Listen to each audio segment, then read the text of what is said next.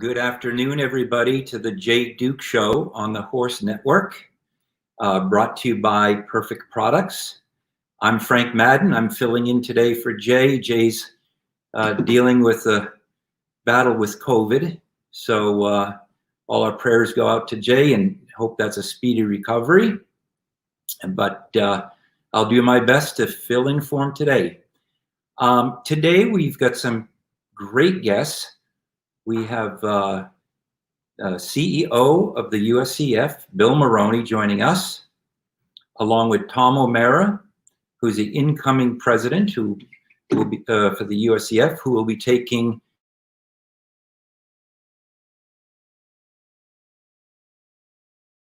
great topics today. We'd like to discuss how we've dealt with COVID and the code of COVID protocol at the horse shows and how the USEF is planning on going forward. We're going to discuss the mileage rule a little bit. We're going to discuss a little bit what's gone on with the dilemma between WECO, CALA, and them trying to get some sanctioned horse shows. I think Jay has really done a great job putting this three-part series together. And you know, there's been some great dialogue that's come out of it. In his first series, he had USHJA President Mary Babick. Joining her was Jimmy Toronto, who's always outspoken, did a great job, along with Ann Glavin, who was very interesting, very literate girl, great to listen to. And it was really interesting to hear Ann somewhat daring our two guests to come on, and it's nice to see that they're joining us today, and we'll really be able to hear where they're coming from. The second episode had West Coast organizer Dale Harvey. He was great. He did a great job, very interesting work. And along with him was Rodrigo Pessoa, who is extremely passionate about the mileage rule and the directions that we need to go. So this is the third show of Jake's three-part series, and we'll have an opportunity to have Tom O'Mara join us now, along with Bill Moroney. Welcome, gentlemen. So glad you made it today. I know we have an audience that's really anxious to hear from the horse's mouth in the directions I just mentioned. I'd love to start with Bill. Bill, if you could just maybe review a little bit, what you felt the Federation had to do in dealing with COVID-19 and how you feel the Federation is going to deal with going into 2021. Thanks, Frank, and thanks everyone for having us today. And I'm so glad we were able to reschedule this from earlier in the week. And we wish Jay all the best in his road to recovery. So, when COVID sort of hit everybody and it escalated to a place where back on March 16th, we needed to essentially stop competitions, USEF competitions, for a period of time while the state, local, and federal governments were working, and the public health authorities to understand more about the virus, how it was transmitting, and try to contain it to some degree so that we could press on and get back to operations. It gave us a period of time to work on what's the USEF COVID-19 action plan, which has been what we've been operating under since June 1st. This action plan has been utilized by organizers in multiple states to get the environment open before many other sports were able to open across the country. Equestrian, because we had such a detailed action plan and so much, we were so concerned about the safety and welfare of our members as well as their horses. It was detailed to the extent that many governors became comfortable and local health authorities with USEF competitions operating.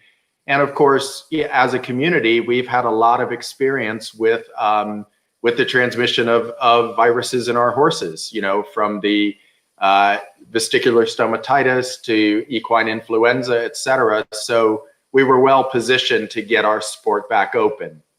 As we look forward, the vaccine is now becoming available. We hear on the nightly news every night, last night, 100 million more of the Pfizer vaccines will become available shortly to people across the United States.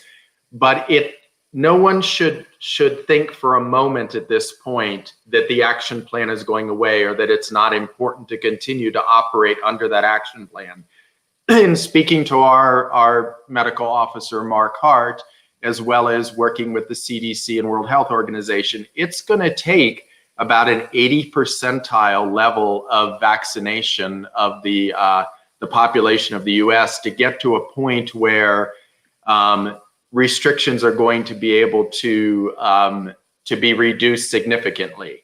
But as we look ahead to the spring, we're hoping and we're planning and developing now what our action plan will look like as things begin to ease. Potentially we're going to be looking at maybe by, we hope, mid-April or so, where we can start to allow a limited number of spectators under some specific conditions, such as outdoor venues, social distancing and face masks, I think will be with us until probably late summer, until we get to that 80 percentile of vaccinations across the country.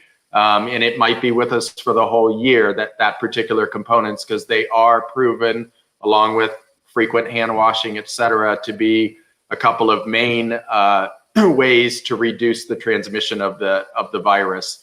But we're hoping that we can develop a plan where we can gradually start to have some spectators at horse shows, to ease some of the other restrictions. And we'll keep everyone posted on that. But we wanted our members to know that we aren't just waiting around for the day that happens and then coming up with the plan. We're working on it now for gradual changes, to be ready when we learn from the CDC and World Health Organization that we're in a position to start to make some changes. We will. But for right now, stick to the plan, because everything we do today just makes tomorrow's easing of restrictions come all the faster for us. So it's really imperative, especially with the winter circuits going on and the number of people aggregating in these areas of the country where the climate's a little bit nicer in the winter, that people really stick to it. And I have to commend those organizers that have been tough about making sure people adhere to and comply with the requirements. I know that down in Wellington, they've evicted a few people from the competition grounds, and we stand behind those actions taken by the organizers to do that, because they're protecting the ability for all of our members to have competitions to go to in as safe as possible a manner. So hopefully that gives everybody an update on where we are, and that we are looking to the future, and we're hopeful to get to a new place sooner rather than later. Yeah, my next question to Tom. What has your feedback been from most of the membership in regards to the consistency in protocol throughout the different horse shows? I know myself, I've been quite impressed with all the horse show managers that I've had to deal with as a trainer and as an exhibitor. I didn't know what kind of feedback the Federation has gotten. Well, thanks, Frank. That's a good question. And first, by the way, I want to shout out to Jay. I hope he's watching today, because I did see part of his first episode on this series, and then I did watch the second one as well, and have had some follow-up conversations with some of those folks. So, and I didn't know we were being challenged, so that's great. I'm glad we're on. I missed that part. But I am glad that we're on, and thanks, Jay, and I hope you're feeling better soon. And Frank, no slight to you, but we're happy to be on the show with you today too. So I have to tell you, this past year, just the COVID experience for everyone, right? Not just equestrians, but for the country, for the world. Most of us haven't seen anything like this ever before. And I am very proud of the fact that our sport collectively had worked together. And I know specifically at the Federation, there was we had emergency meetings almost every other day, going through that first stage of what's happening, what are we to do, and safety, and everything was being measured. And there was lots of feedback coming in from all the affiliates and members. And that ran the spectrum, believe me, on what those decisions should be. So there were some tough calls had to be made, and judgment was applied. And I'm pretty proud of the fact that the protocol that was put together for equestrian sport in the United States, or at least under the United States Equestrian Federation, and you can see that now, by the way, if you see other organizations, not just in the equestrian space, but in that are not maybe non-USEF, but other sports. And it's pretty remarkable that we were up and running when we were, and I believe golf was around the same time, again, outdoor event. But those protocols were actually, and I think people are aware of this, but those protocols were actually delivered to governor's offices in many states. Now, remember, some states didn't open on June 1st, some didn't open until the end of the summer. But that set of protocols for dealing with COVID at horse shows became really a blueprint, not just for equestrian sport, but in many states, it was used for lots of activities, primarily outdoor activities. And when they came to their tiering process of what could open first, this really was something that was looked at by, and we had feedback from many governor's offices. So that was really something to be proud of, that the organization put all that together to help keep the sport moving forward. And although we were shut for 11 weeks, almost 3 full months, when we opened up, obviously it's less capacity than the year before in previous years, but we managed to get the sport up and running. And I will say that a huge part of that has been, to your point, Frank, the ability of show organizers and our members, i.e. exhibitors at these shows, to uphold the protocols and the rules. Yes, there were some people, obviously, who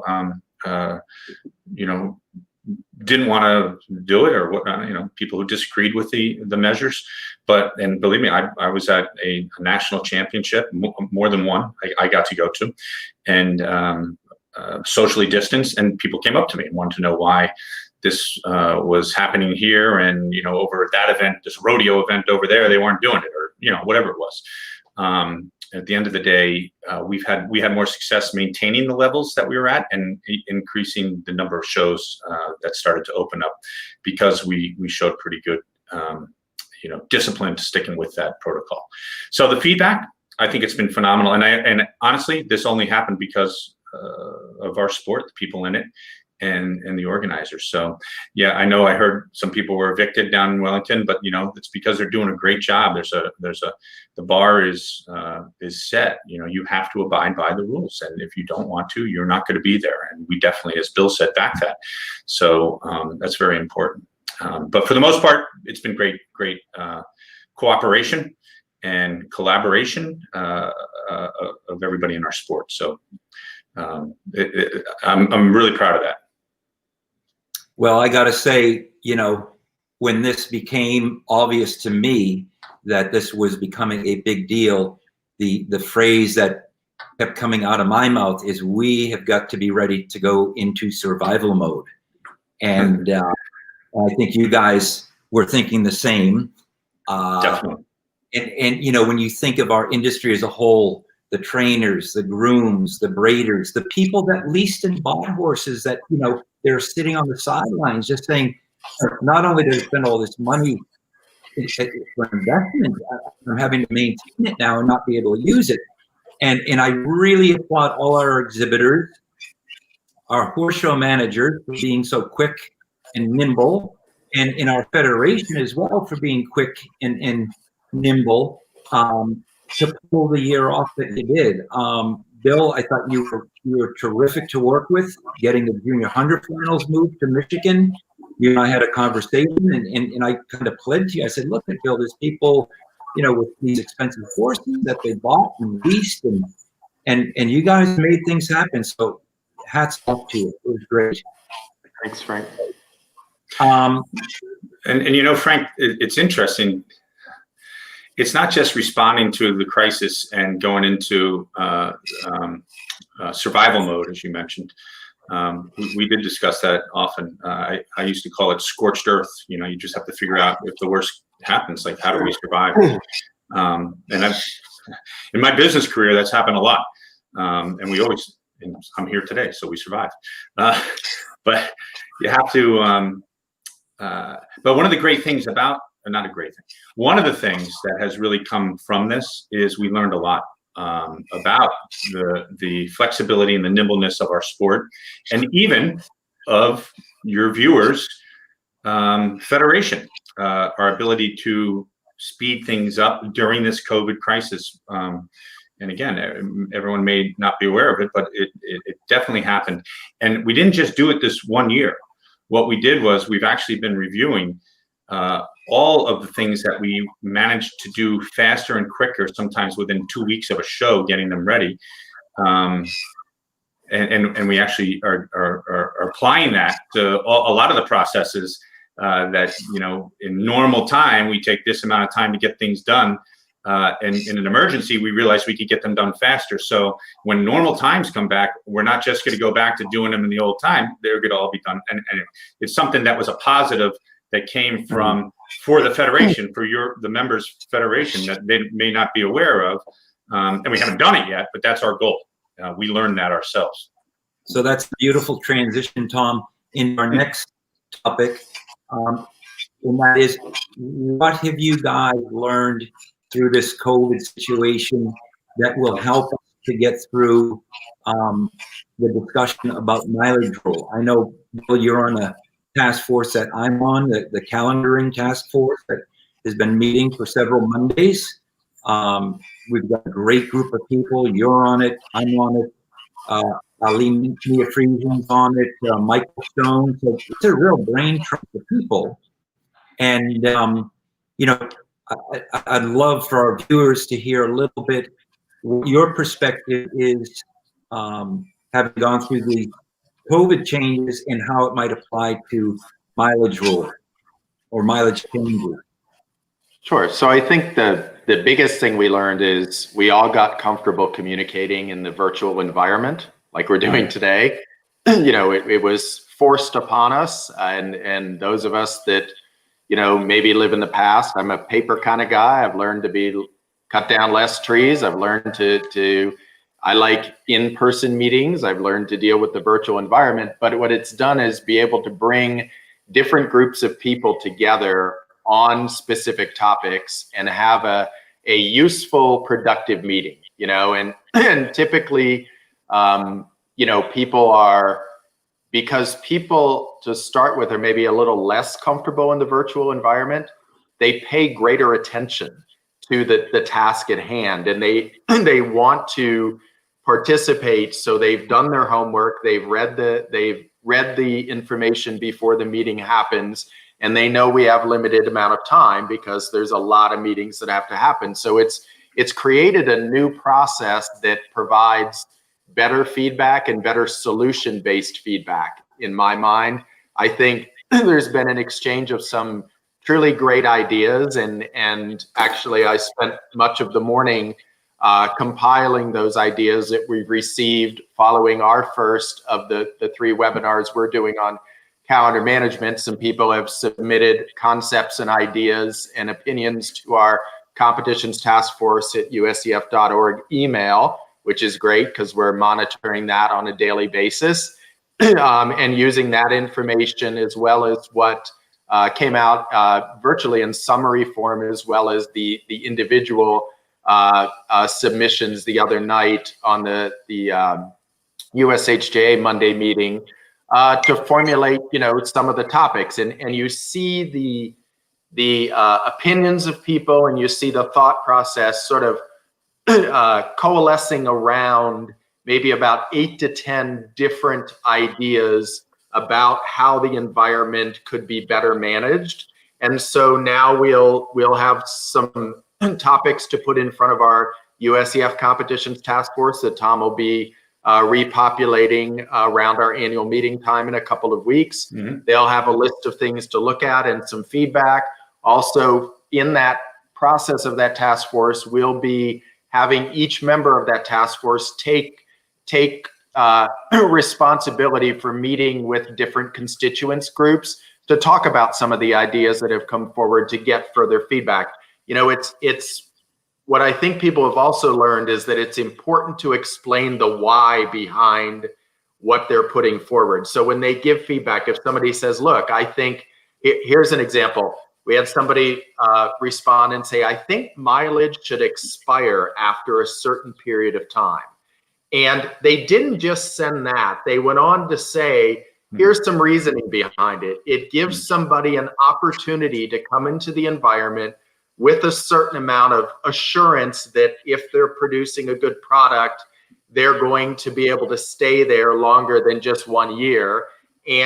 But after a certain period of time and that business is established, whatever that is, I think I said on the webinar, maybe it's 3 to 5 years, and maybe that's why this person actually wrote in, because we talked about that concept.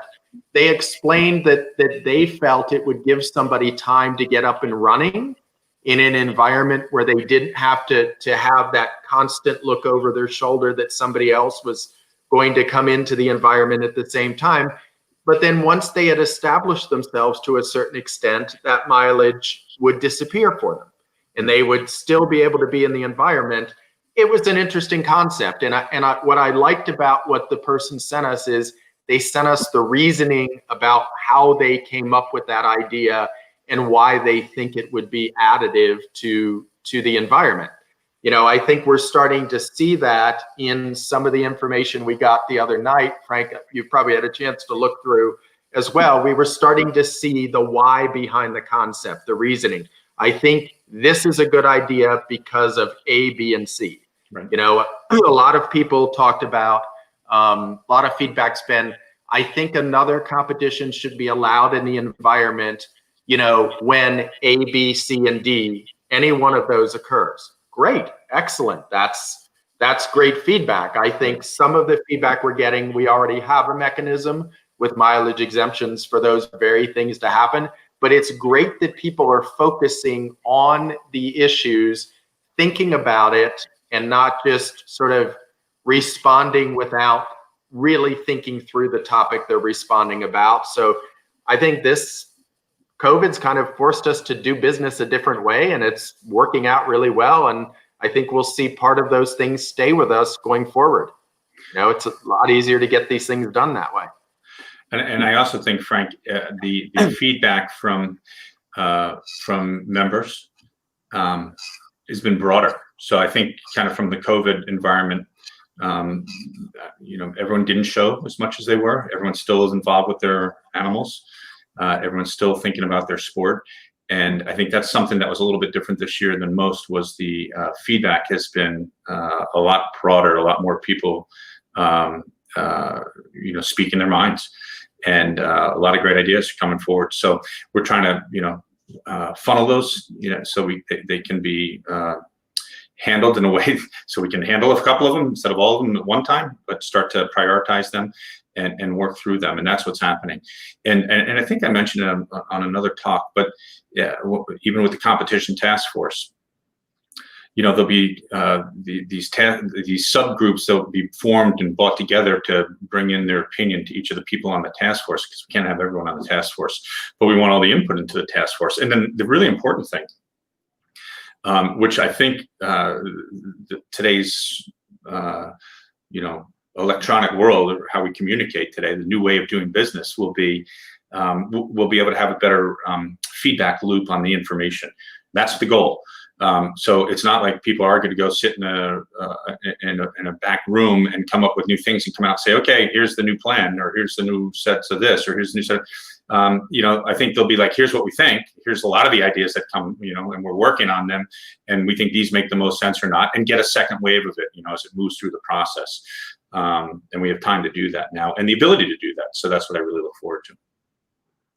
Well, I have to say, personally, having done this for so many decades, I think a lot of people's frustration is how slow things or how long things take as far as change goes. Yep. But when you take 6 decades of, living this and reflect on what has changed in our sport, it's been monumental, enormous changes. Right. I think if you've been in the sport for a short period of time, maybe a decade or two, it seems like the change happens a lot slower. So I think it's really important that our viewers today can see how much passion there is with you guys and are able to hear how much you're trying to do and how open-minded you are to try to really, truly grow our business. There's no doubt. It's great sport. And, there's so many great minds in it, and they are coming and people are stepping up. As this process, talking about some of these conversations just in the last month, and I believe they've happened even longer, but for sure in the last month, the conversations that are going on are leading to, that's what I'm saying, it's a lot broader range of participants chiming in one way or the other, which is only going to help us, right? But one of the things I like to highlight, I'm looking at the screen right now as we were all talking, and it's 3 guys with gray hair. None. Or not, all right, you said it, Bill, not me. But listen, behind that door behind me, there's 4 millennials who have an opinion on equestrian sport behind it, in everyone's home, and a lot of your listeners. And that's what I completely look forward. And a lot of people know some of my background's been with collegiate and a lot of the young people. Everyone's getting a seat at the table here, and there's been some great collaboration. I mean, when we talk to amateurs, amateurs, you start when you're 18, when you age out, right? So to me, the 25, 35-year-old group is really somebody that we're looking forward to get involved, because not only, obviously we want everyone's opinion, but it's also a great way to groom our future governance and get people used to that. And it's going to be, so it's something that I think we'll have a little bit of that added to the conversation going forward. It's my goal. Great, Tom. Well, with that, we're going to go on a brief commercial break and hear from our sponsor, from Perfect Products, and we'll be right back with everybody. Don't waste your money on joint supplements that may or may not be working. Joint Impact from the makers of Perfect Prep starts working fast to make your horse more comfortable and improve joint health and mobility. By stacking proven joint support ingredients with soft tissue soothers and a nutraceutical show-safe pain blocker, Joint Impact quickly produces results you can see. Visit www.perfectproductseq.com or call 877-324-8002 to learn more. Available online and at retailers nationwide. Well, certainly Perfect Products has done a lot for this program, and along with Jay's help, I think this has turned into a very informative tool for all of us to have access. And I'd also like to thank Carly Sparks, the producer of our show, and the amount of energy that she puts into things. So at this point where we're standing, I think one of the things that is driven more and more dialogue about the mileage rule has been the introduction with the WEC Ocala situation and some confusion and misnomers that have maybe taken place with some of the decisions made. So I think, Bill, I'd love to give you the opportunity to give our viewers a chance to hear things from your perspective and try to clear things up. Sure. So thanks, Frank. And it's a great question. Overall, our goal as a federation is to have a calendar management system that creates successful organizers and successful competitors, and having venues that are able to be viable and sustainable, and continue making improvements to those venues. And that involves a lot of components. Specifically to WEC, they built a facility in Ocala. We can't make assumptions about what they know or don't know, but what I can tell you is at their facility in Ohio, they've applied for mileage exemptions and been granted some and not granted others, depending on the specifics of each request. But in Ocala, they requested mileage exemptions and they were granted, I believe it was 4 competitions out of 12 weeks that they requested, as well as the FEI Nations Cup. USEF supported the conduct of the Nations Cup there. I believe it was at week 11 when you look at the weeks and number them that way. So USEF, wants successful organizers of the environment and welcomes new people in through our mileage exemption process. Just even this year, and the number's probably up a little because of COVID, 94 of the total number of requests, which were probably about 110 or so, were approved this year. So we have a history of working with organizers that when conditions warrant, and those conditions are listed in Chapter 3 of our rule book, to permit new organizers to come into the environment and operate within the boundary mileage of existing competitions.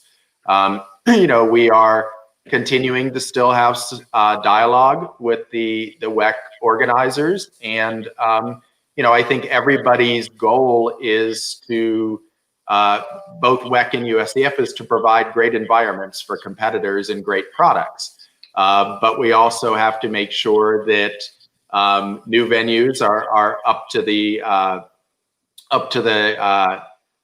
charge for doing that. This was a new venue just opening with a lot of what looks like a lot of great things to offer competitors. And they went through our process that exists now. And I know people become frustrated that why can't we just snap our fingers and say, here, you get to do this and this person gets to do that. And the reality is we have a set of rules we have to follow. I can tell you, we don't always love the rules as a federation either.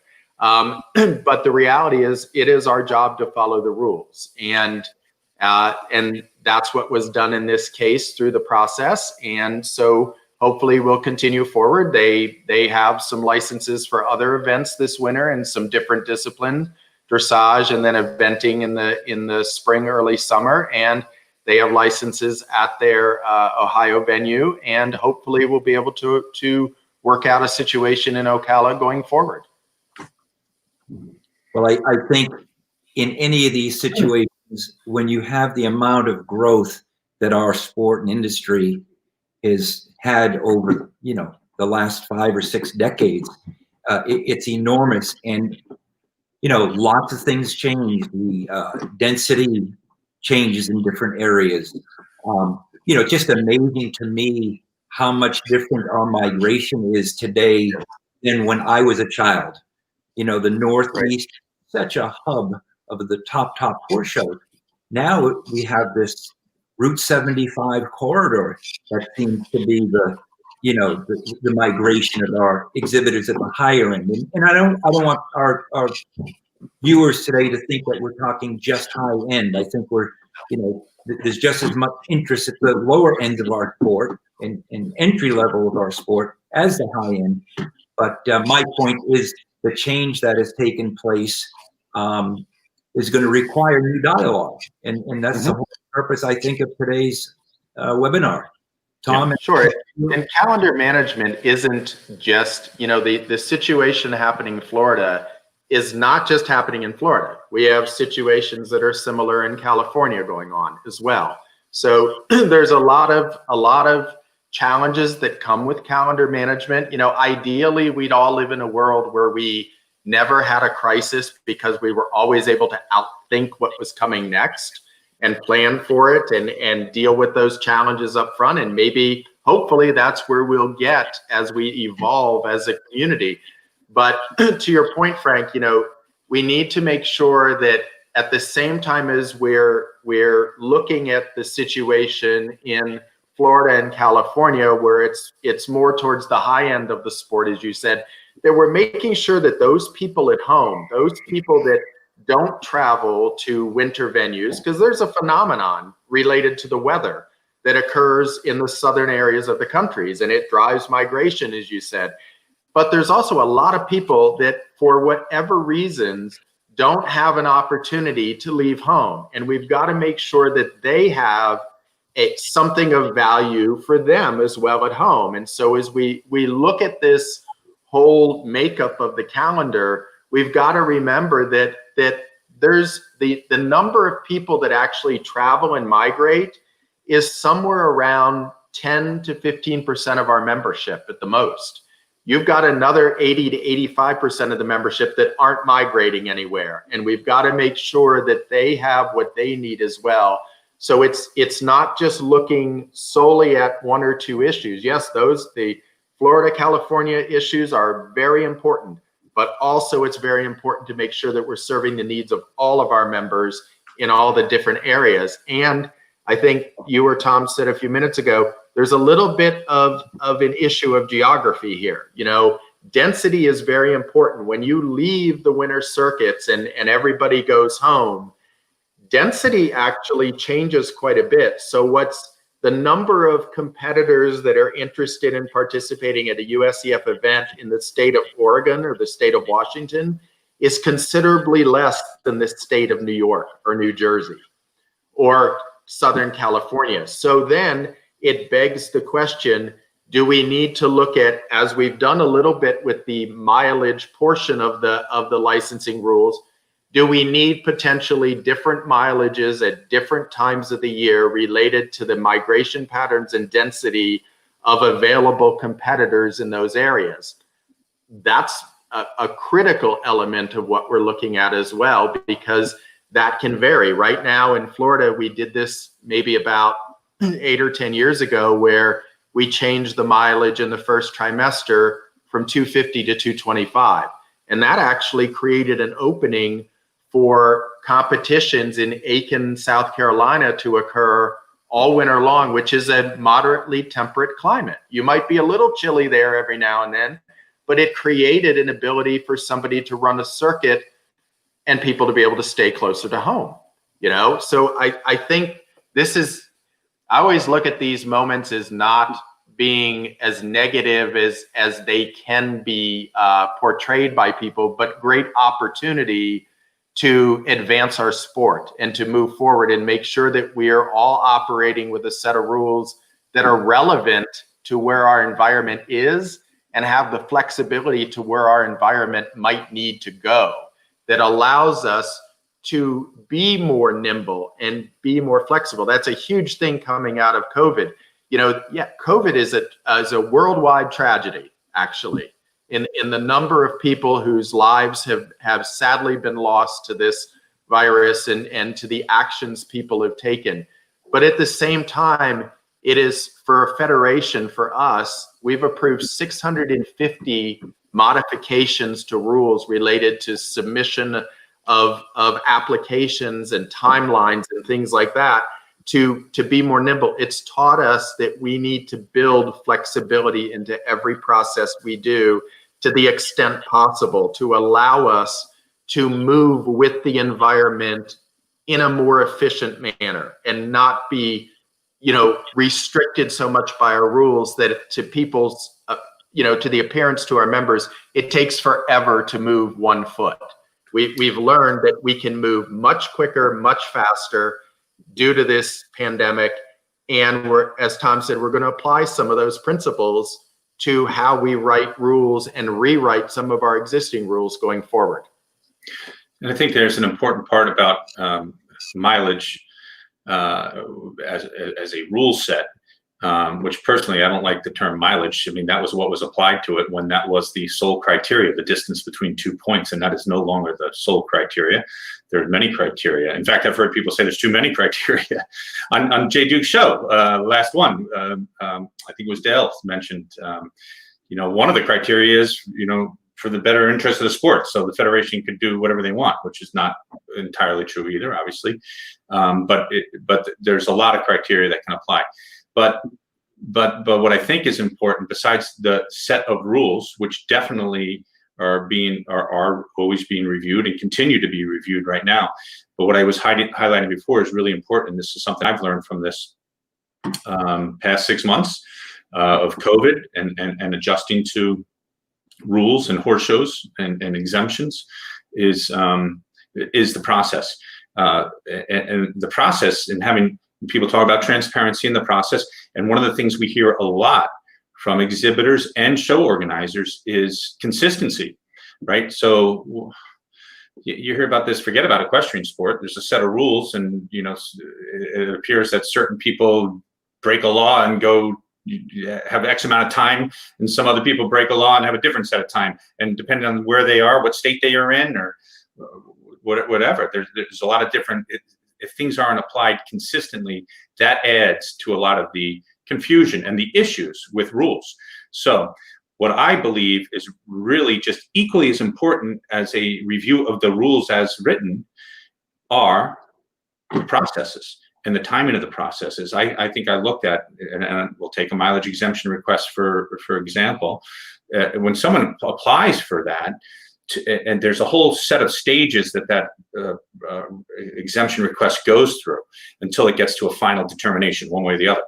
And each of those stages has a set time period for it to be executed and be reviewed and go to the next stage. And there's a couple of steps in there, right? In a worst case scenario, that can take up to 4 months, right? Which seems long. In a best case scenario, it could be like 10 days. I think the process that was put in place years ago, they probably took closer to 10 days, and there was real consistent responses.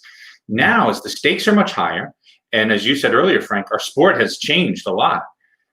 It's not just the rules, is my point, but the process of those rules, which will lead to greater consistency and transparency. And that's good for our exhibitors, because then everyone knows what's coming down the pike and why it's coming down the pike, and how someone was allowed in the environment and how someone wasn't. So that's equally as important, I believe, as the review of that is this process, and that'll lead to great transparency. If you expand the process, right, and have everyone opine on a decision, you never come to a conclusion. So I feel it's almost like it should be more narrowed, so that everyone knows where to go to when they have an issue with it, instead of there being an issue and it appearing to our members that they're asking everyone, well, how did this happen? And no one seems to be able to give them an answer, because everyone who had an opinion along the way may or may not be able to say how the final, it's like, no one wants to see how the sausage is made, but when the sausage comes out bad, no one knows where it got screwed up along the process. And that's exactly what's happened here. So it's very important that we focus on that, and we are.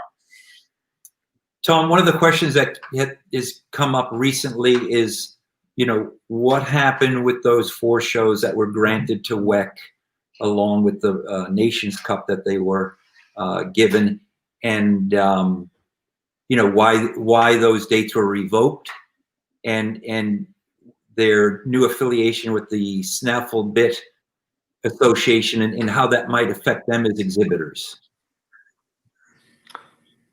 I can jump in, Frank, and answer that. So a lot of people have asked questions about whether the FEI is going to apply the unsanctioned rule.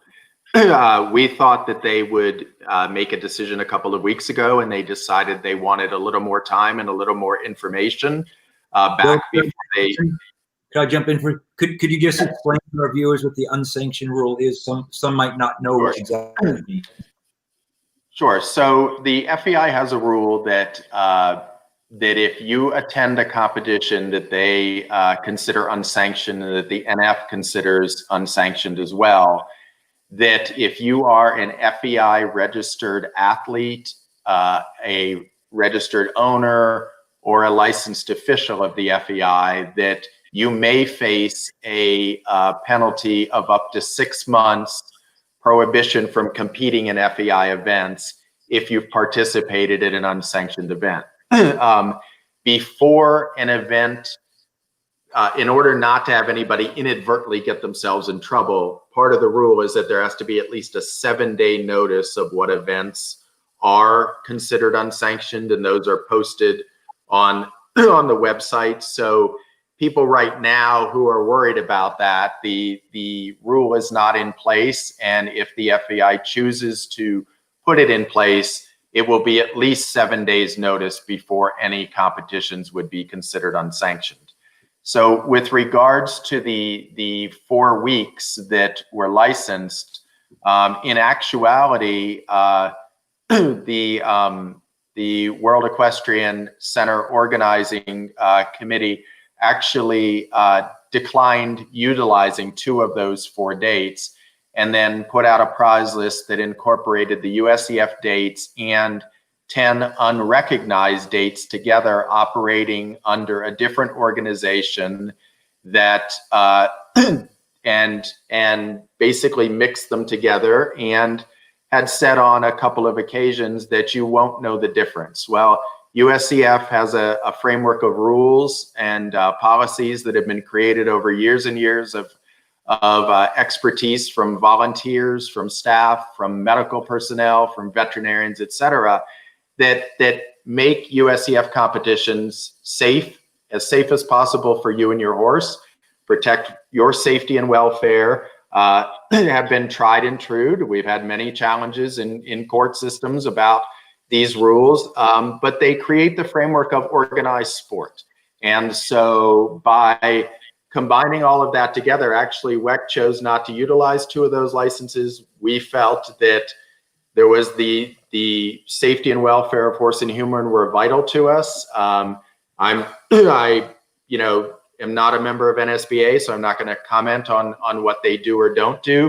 But from our perspective, it was important that our shows not be associated, not our licenses not be happening in conjunction with those events at the same time, where people might become inadvertently confused by the fact that there could be differing rules and differing oversight for safety and welfare. So we made that decision based on the best interest of what we felt was the sport and of our competitors and their horses' safety and welfare.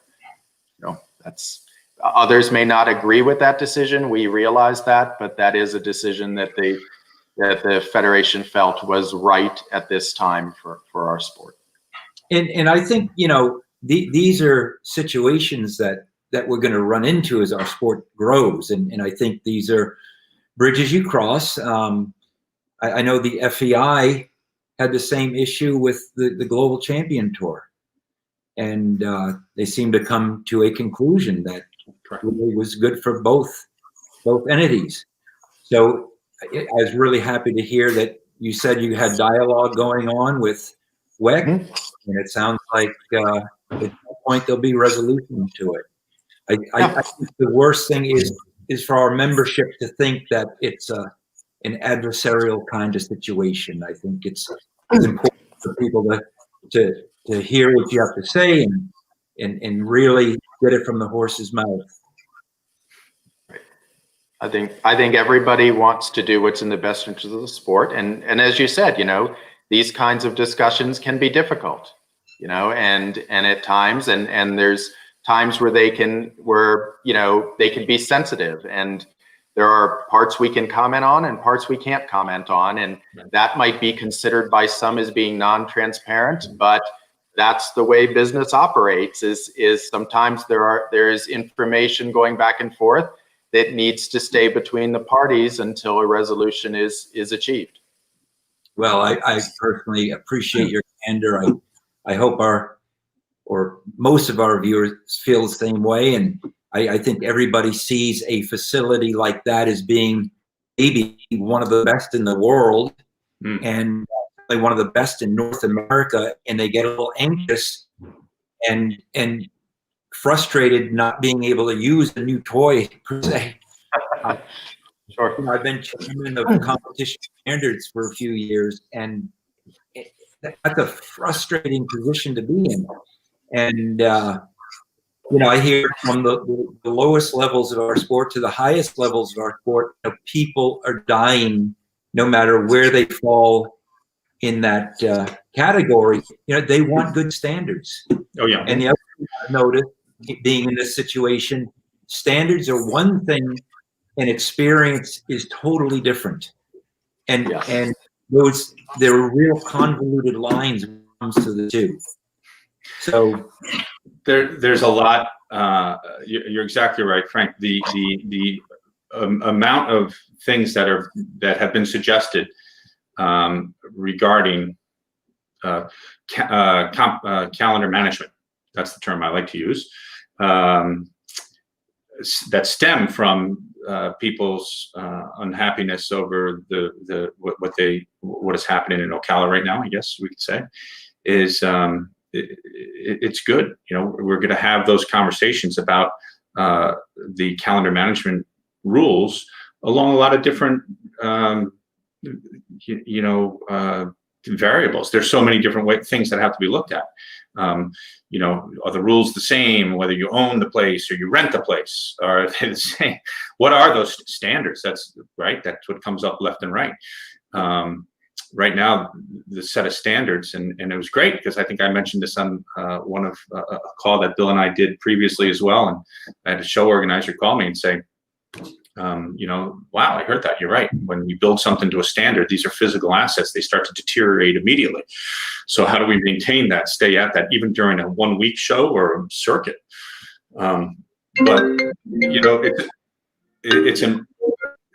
That's the bat phone. Someone's calling and they didn't like what I just said. I'm sorry about that, but it's important to get that right. And that, listen, I remember sitting there 4 years ago when Murray first came in as president, and he said, he cited a statistic in the general session. So it was open to the public at the annual meeting.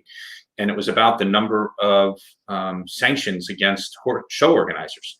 And I don't know, it was a big number. I'm sorry, I don't have the stats in front of me, but it was, here's how many shows happened in the last 5 or 10 year period. And here's how many sanctions against somebody for something, for standards generally. And, there was a number there, but it seemed shockingly low.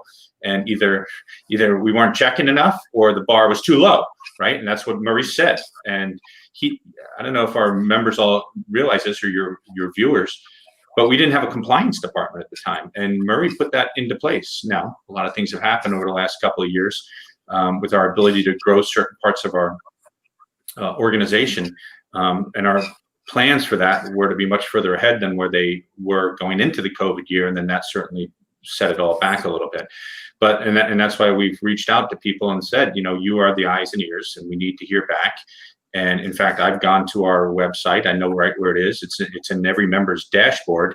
It's at the bottom. We're reassessing that of your dashboard. There's a tile, which is competition and evaluation, or licensed official evaluation. And I know many people know where it is, but not everyone does. And I didn't. I went there to make sure that it worked, and I saw it.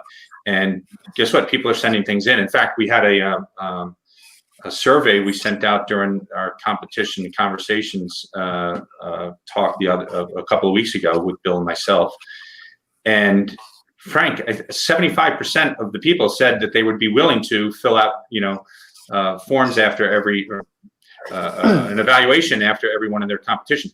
This is invaluable to us, and we need to have that information. We need to do that again, and we're working on getting that back in place. So standards is something people always talk about, but you have to measure them. And we have to document them, and we have to make sure that we know when someone's above them. That's a good thing. They should get a plus, by the way. We shouldn't just measure when you meet it or fall short.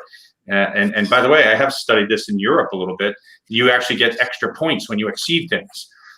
So that would benefit people during the licensing process if you have a folder full of positive things, not a folder full of negative things. I think that's where we're going. Frank, you said something really important, the difference between standards and I think what we talk about as amenities experiences. And I think it's really important, standards, it's funny when you go to the rules, the Hunter Jumper Group has a chapter called HJ, and might even be called HJ Standards, where a lot of the standards of competition exist. But dressage has theirs within the dressage rules and some of the others. But there's a lot of rules around competitions across all our breeds and disciplines, and we hear from all our breeds and disciplines about how their competitions are happening. No one should think this is an exclusive conversation just to Hunter Jumper. There are a lot of Hunter Jumper horse shows that the Federation licenses, about 800 in a non-COVID year out of 2,300 total licenses. So there's a lot of other competitions that occur as well. And everyone has some level, every breeder discipline has some level of standards, even if they don't identify them as standards. Some of them are just in our general section of the rule book about abuse, drug testing, et cetera, all this. But I think for the hunter jumper community, because they talk a lot about standards, and sometimes we've noticed that what we sort of think are amenities get commingled with standards. And I think it's important when people are going to evaluate competitions that they look at the rules that govern the competitions. Right. Because a lot of people will write in about something that they're disappointed in, but it may not be able to be tied to an existing rule that allows you to then have a regulatory process around it. So and so I think it's important as we're looking at all of this that people look at standards and think, what's the most important? To me, horse and human safety and welfare have to come first. That has to be the first set of standards that are done, and then you build from there. But I think it's important for our audience and for all of our members to look at the rules of their different breeds and disciplines and write to us and tell us, look, we think the standard should be this, or we think this should be a standard, or this that is currently a standard shouldn't be one. It's not that important, or it's too hard to evaluate it because it's not objective enough, et cetera. So I think you said you've done a lot of work for a lot of years with competition standards, and I don't envy you chairing that because you get it from all sides, right? But the reality is, you can use that feedback too. We all can. So hopefully people will do that. Well, gentlemen, I want to say thank you very much for joining us on this Christmas Eve day. I think you clarified a lot of things for our viewers. I think we have an exciting future to look forward to, not only going into 2021, but with new leadership coming from Tom O'Mara. Welcome aboard. Thanks, Frank. And I really want to thank Jay Duke for assembling this dialogue. It was really, really great to hear and to even be part of. So thank you for joining us. And I think we'll try to wrap things up. Everybody, you need to go and look at our sponsor's website, and they've got some great products. Our Perfect Product Company, they've been very generous to us, and they've got great products. And you can get 10% off with the code HorseNetwork10 at perfectproductseq.com. Take advantage of it. They've got great products. So with that, Merry Christmas, Happy Holidays, and we'll see you in the new year. Merry Christmas, everyone. Happy holidays. Take care. Have a safe holiday. Thanks, you, Frank. Thanks, Carly.